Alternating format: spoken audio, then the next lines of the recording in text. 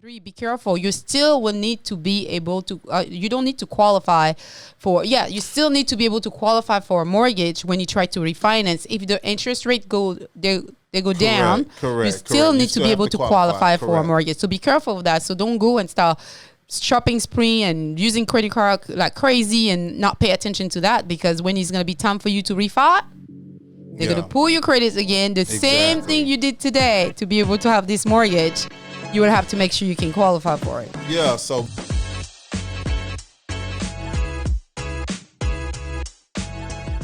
hello guys, welcome back to Let's Keep It Real. Now here's another episode. I am your host, Danielle Bilumbu with DBK Real Estate, and I'm here with my bestie, which is Mr.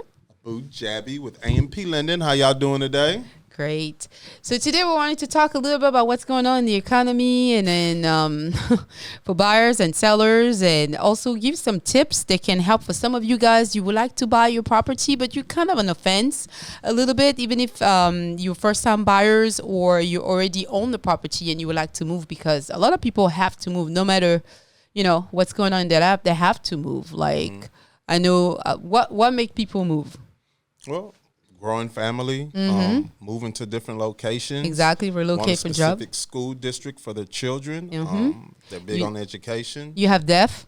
Sometimes someone in your family passed away, your spouse or whoever you share the property with, unfortunately passed away. You cannot afford the place no more.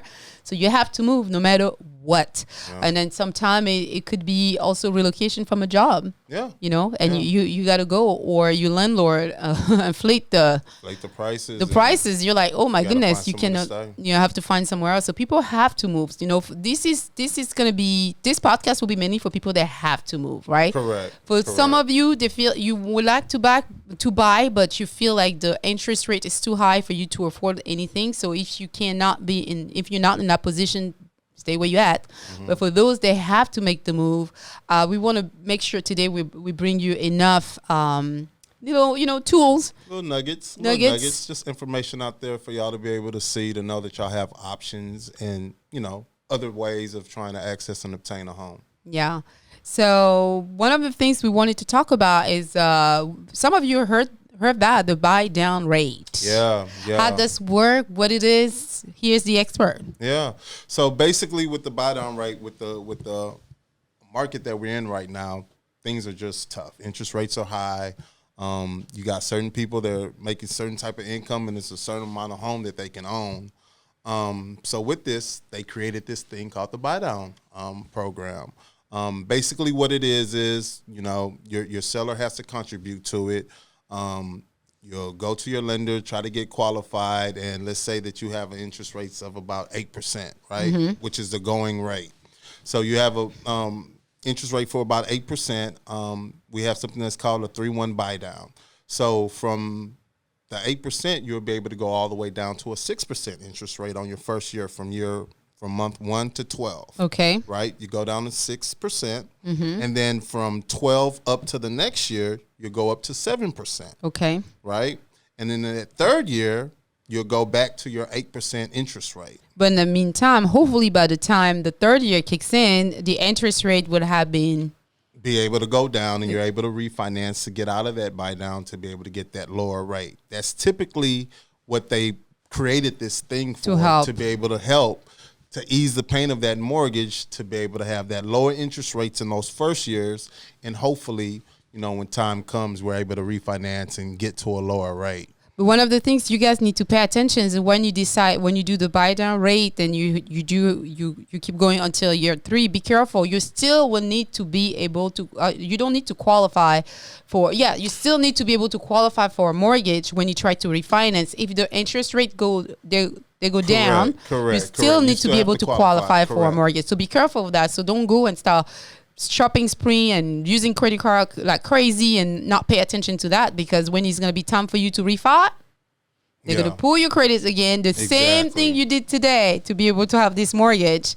You would have to make sure you can qualify for it. Yeah, so basically on the buy down program, we're going to qualify you at the actual going rate. You're going to be qualified for that. So if you're not able to, we're not going to qualify you based off of the 5% that you would get at the first year, or the 6% that you would get at the first year. We're going to qualify you at the actual 8%. And then you'll be able to get those benefits with those lower rates. And, once your rates go down, you're going to be able to save $300-$400 on your mortgage just based off of that buy down.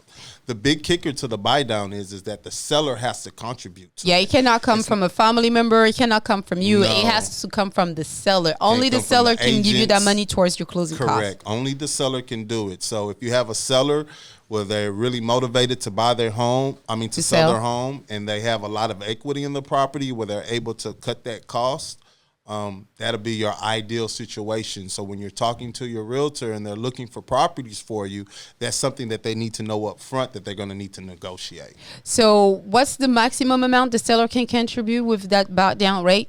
Well, there's no maximum amount. With the actual buy down rate, basically, depending upon the rate that you're trying to qualify for and which one you're going for, the 2-1 buy down or the 3-1 buy down, the seller can contribute anything towards that. There's not a cap on that. There's no cap. So if the seller is willing to give $20,000, then we have to specify it into the contract that that seller is willing to give $20,000 from the proceed to help buyer to contribute towards his buy down rate, but it has to be used for that, right? Just for the buy down. This is a seller's concession. This is not going towards your closing costs. Your closing cost is going to be something totally separate from this buy down program. This buy down program is only for the uses of buying down your rate. Okay, and then could the seller increase? The house, of course, will have to appraise, right? So if the seller, for example, has a home at $320,000 and he wants to offer $20,000, but the seller doesn't necessarily want to take away too much of his own proceed, and he decides to increase the home to $340,000, where the house was at $320,000. Hopefully, you're still following me right here. That $20,000 can be given to the buyer. You can do it like that, but the house still needs to appraise, right? Appraise for that amount. Correct. And with the times that we're in, things are tough right now, guys. This is something that you definitely want to be able to look into to be able to help you get qualified for a home, and it is going to ease those payments. Hopefully, we keep our fingers crossed. These rates will be coming down within the next year, year and a half. And then, so one of the things, a good way for you guys to find properties, maybe you can ask the seller to help you in that way. Take a look at those properties that have been sitting on the market for a very long time, or you see a lot of price decrease, right? Because oftentimes, if the seller and the agent did the job right, they probably try to price the home at market value.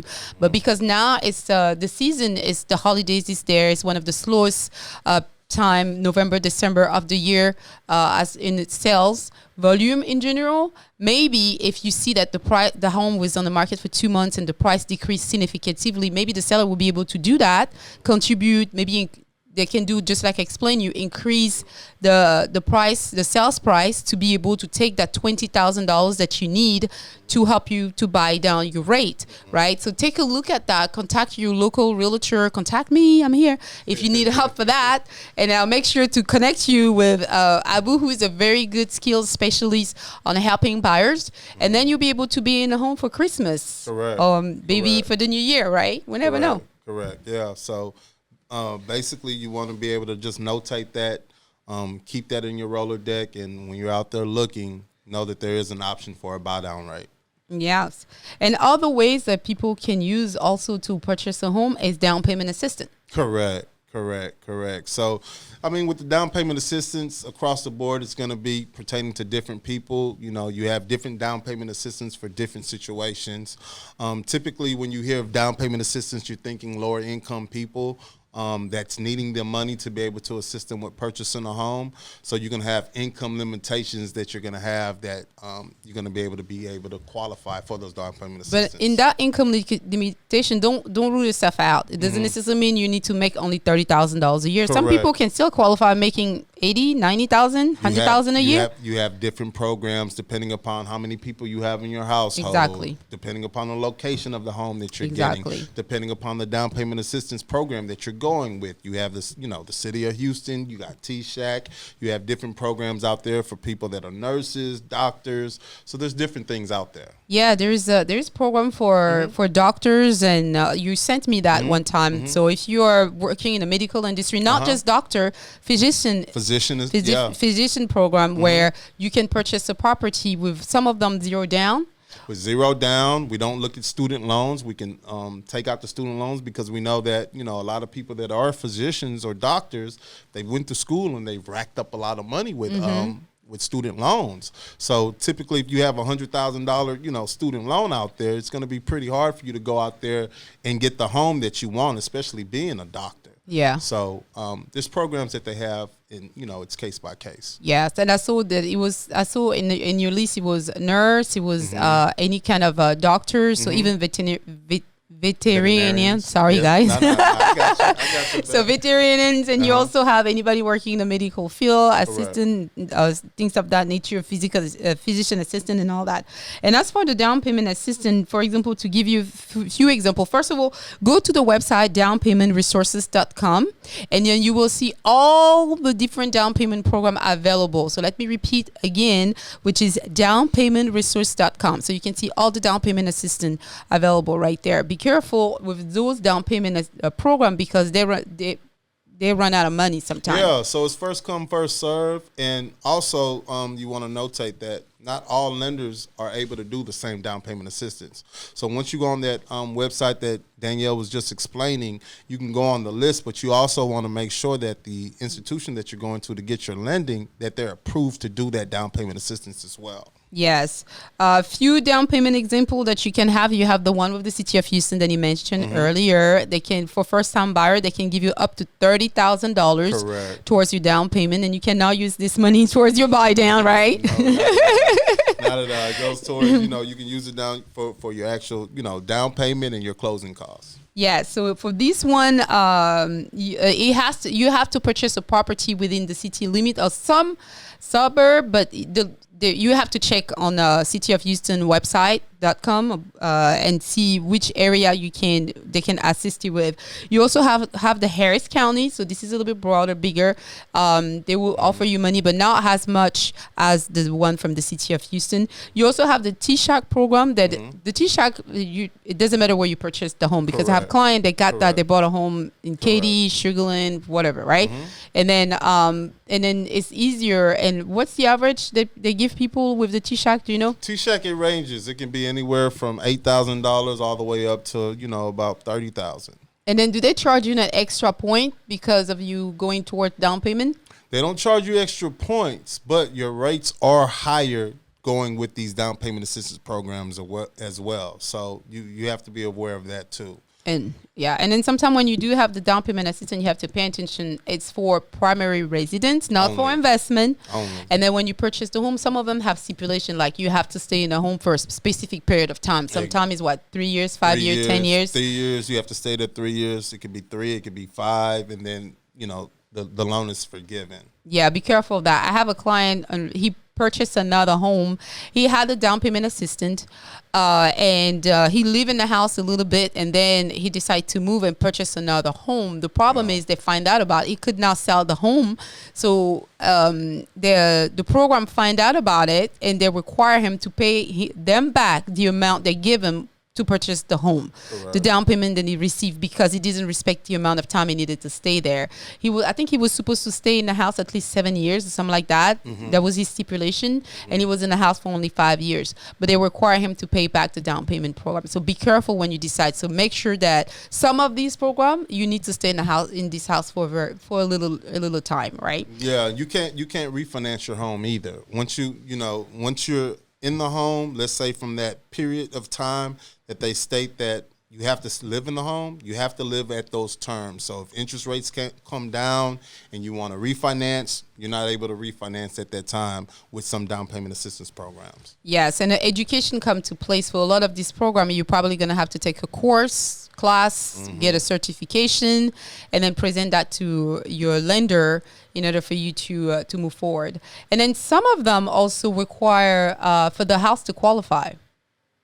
Some of those down payment assistance will require for the house to qualify. For example, the one with the City of Houston, will send another inspector in the house to check on the house if the house meets all the requirements in order for them to approve the down payment. Yeah, they just want to make sure that everything is together as far as the care and how the house is. And then when you get under contract, make sure to tell your local realtor, whoever you're working with, to tell the seller and the listing agent that you're going towards down payment assistance. With that said, because some of them take a little longer to close. For example, the T-Shack is fairly quickly. It's 30 days. I work with a lot of clients who helped me with that, where they had the T-Shack program and we closed like normal, no issue whatsoever. But I have some clients, the one they used the City of Houston down payment assistance. Yeah. It took us 45 days to 60 days. Yeah. So be careful of that. Yeah. They have their own underwriting process with the City of Houston. So you're going to go through their underwriting as well with that, and then whoever the actual lender is, you're going through their underwriting as well too. So that's why it takes so long. Yeah, so really take the time to go over, if you're thinking about purchasing a home, maybe this year, towards the end of this year or early next year, take a look at that, go to the website, learn, get the information, take some classes, contact Abu to see where are you with your finances, and then so you can make the best decision for yourself. But also, I heard the little bird told me there is a new program out there coming on the 18th. What bird? Yeah. So this is for a house hacker. Yeah. I like that. House hacker. Ta-da! Yeah. So for properties now where you have 2 to 4 units, typically before, and this is for conventional products, typically before you would have to put at least 20% down to be able to obtain those properties. Now with business being how it is, with interest rates being so high, thank you Lord, they came up and now you're able to just put 5% down on your primary property now. So you're living in one unit, you have 2 units, 3 units, you're able to get in that property for 5% down versus the 20%. On a conventional loan, right? On a conventional loan. Yes. Yeah. Because the way it used to work before, if you wanted to buy a property like that, the FHA was still letting you purchase the 2 to 4 unit with 3.5% down. But conventional, you needed to put 20% down. Exactly. So now they're cutting that 20% down because they realize people are not buying or feel like they can't afford that anymore with what's going on with the economy. Now you can have it at 5% down. But the FHA, you still have to make sure that all the unit with the tenant inside. So it's pretty much better to buy it with a tenant inside, because if it's empty, all unit rent needs to be able to cover the mortgage. Yeah. So typically, with a lot of new construction properties out there that they're building these 2 to 4 units. So it's more attractive now that you have a property out there where you can have a buyer that comes out and they're able to access and buy that property with just putting that 5% down. And then with the 20% that they were putting down before, they're able to eliminate the mortgage insurance too. So that was very attractive. Now we're just doing the 5%. You have, less that's coming out of your pocket to be able to get in there, especially with times being what it is. And, hopefully we can get more buyers doing that. Okay. So if you have any question regarding trying to qualify to purchase a home, you have any question, what else is out there, you would like to have a one-on-one, do not hesitate to contact Abu or myself so we're here to help you.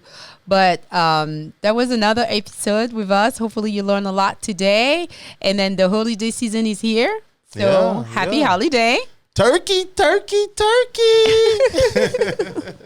Christmas gift. Yeah. I can't wait. What are you doing this year for the holiday?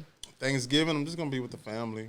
We got a new addition to the family. Shout out to my brother, to my niece. I thought you were about to say you had a new baby. I was like, man, I wasn't aware of that. No. So I'm a first-time uncle now. So we're going to be spending time, have my brothers and them come over, and we're just, cook some good food, eat, and have some good laughs. Well, this is awesome. So I think we're going to take off a little bit for the month of December. Okay. And then we'll say bye to everyone. But do not hesitate to contact us. We are here for you guys. And then thank you so much for watching. Have a good day.